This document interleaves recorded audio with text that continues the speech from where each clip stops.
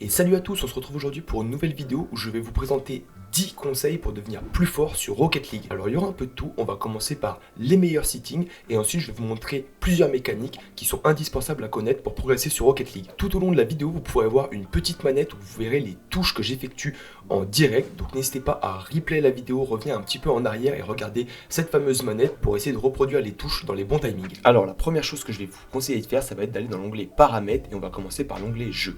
Dans jeu, je vous conseille de cocher la case forcer les couleurs d'équipe par défaut parce que si vous jouez en équipe, c'est chiant quand l'équipe adverse a une couleur qui se rapproche de la vôtre. Ensuite, dans caméra, vous allez désactiver les secousses caméra. Donc faites pas comme moi dans le clip, décochez bien la case.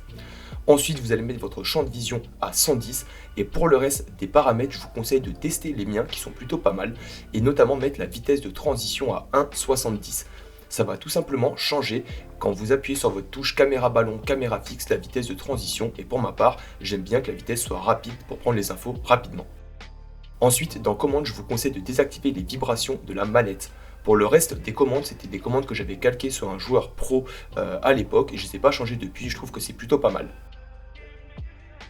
Dans l'onglet interface, ça peut paraître con, mais pour ceux qui ne l'ont pas fait, cochez bien le système métrique pour pas avoir des ballons en MPH. Pour le reste des options, je vous conseille de mettre vos paramètres. Je ne suis pas l'exemple clé vu que moi je joue avec tout en haute qualité et beaucoup d'effets lumineux, ce qui est déconseillé pour les pros, mais j'aime bien jouer roleplay. Le seul conseil que je vous donnerai, c'est de jouer avec le son du jeu car c'est important d'entendre qui saute à quel moment et de savoir ce qui se passe sur le terrain.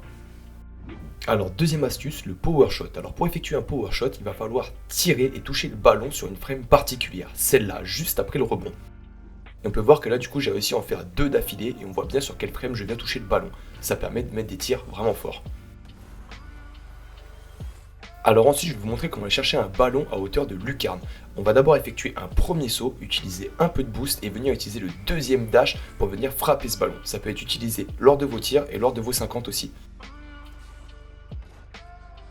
Alors pour chercher un ballon plus haut, on va d'abord utiliser 2x, donc XX et finir avec le boost.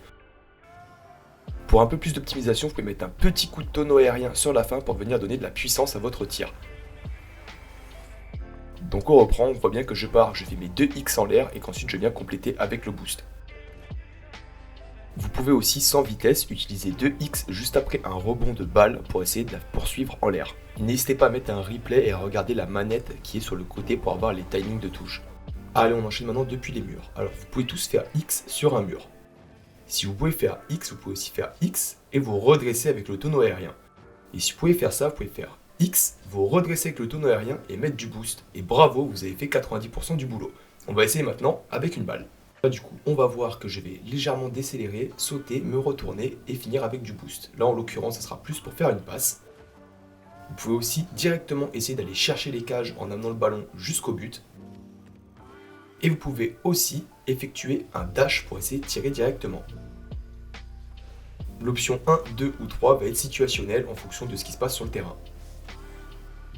On enchaîne avec les pinch. Alors pour pinch, il va falloir coincer le ballon entre un mur et le bout de votre voiture et dash à ce moment-là. Vous pouvez voir la voiture changer de couleur au moment où il faut dash. D'ailleurs, petite parenthèse, mais si vous voulez que je vous fasse une vidéo dédiée à Backes Mode et son fonctionnement et vous montrer quel mode j'utilise et comment les installer, faites-le moi savoir en commentaire et je ferai peut-être une vidéo dédiée sur le sujet. Et d'ailleurs, vous allez envoyer des ballons super forts. Vous n'êtes pas obligé de dash pour effectuer un pinch, mais je préfère le faire et je trouve ça plus intuitif. Et là, pour ceux qui ont bien suivi, on a un ballon à hauteur de cage, alors on va aller chercher ça avec un X, un peu de boost et un dash. Vous pouvez également pinch depuis les murs avec le start monté précédemment en coinçant le ballon entre le sol et votre voiture. On continue avec le wave dash. Alors pour effectuer un wave dash, il va falloir sauter, incliner légèrement son joystick à l'arrière et dasher vers l'avant quand les roues arrière touchent le sol. Il faut bien attendre que les roues arrière touchent le sol, sinon il se passe ça. Si c'est bien exécuté, vous devez avoir quelque chose qui ressemble à ça. Je vous conseille de vous entraîner un petit peu en ligne droite. Et après on peut voir sur ce clip que du coup on va gagner beaucoup de vitesse lors de nos déplacements en map. Ce qui est vraiment sympa quand on n'a pas beaucoup de boost. Petite astuce supplémentaire, je vous conseille d'appuyer sur X vraiment à peine un minimum. Moins vous appuierez, plus vous serez apte à effectuer le wave dash rapidement. Information supplémentaire, vous pouvez utiliser le wave dash depuis un mur pour aller sur le sol ou depuis le sol pour aller sur le mur. Il vous faudra juste pour cela utiliser le tonneau aérien afin de mettre votre voiture parallèle à la surface sur laquelle vous souhaitez atterrir. Vous pouvez aussi utiliser le wave dash pour tirer ou aller au kick-off comme vous pouvez le voir dans ce clip.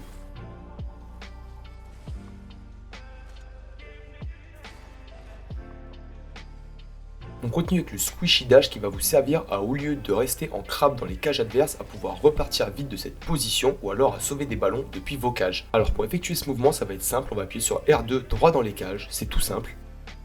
À ça on va rajouter un petit dash vers l'avant. Et après ce dash, on va se retourner avec le tonneau aérien. Et vous voyez qu'on arrive déjà au milieu du terrain et ça nous fait repartir très vite. Pour ce dernier conseil, je vais vous montrer un tir freestyle simple à réaliser qui pourra un peu sublimer vos open et vos tirs un peu simples à marquer. Alors pour cela, on va sauter, faire un 3-6 et dash en arrière.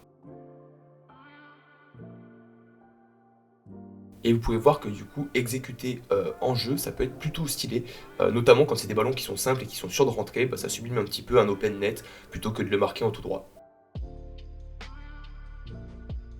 Voilà, donc on voit bien qu'on saute en 3-6 et derrière on dash en arrière et sur la ralenti ça donne quelque chose qui est pas dégueu. Avant-dernier conseil que je vous donnerai, c'est de jouer un maximum en free play, notamment lors de vos débuts de session.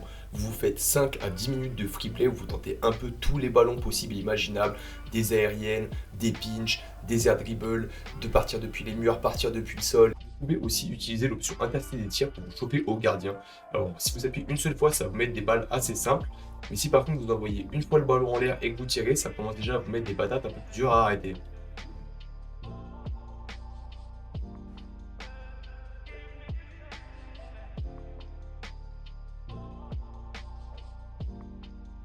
Et on arrive au dernier conseil de ce premier épisode, je vous conseillerais de jouer avec des gens plus forts que vous.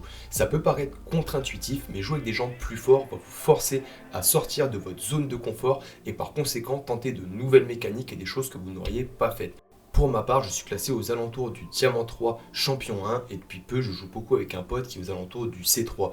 Et du coup, ça me force à tenter des nouvelles mécaniques. Et depuis que je joue avec lui, je suis monté C2 et j'arrive à maintenir mon C2 même en jouant en solo. Donc ça prouve que ce n'est pas du pipeau. J'espère que cette vidéo vous aura plu. Si c'est le cas, n'hésitez pas à donner un commentaire pour me dire quelle astuce vous avez préférée. Et si vous souhaiterez voir un épisode 2, également comme je l'ai mentionné dans la vidéo, un tuto dédié à Backes Mode et son utilisation. En tout cas, j'espère vraiment que ce tuto vous aura été utile. Si c'est le cas, n'hésitez pas à vous abonner à la chaîne. À la prochaine.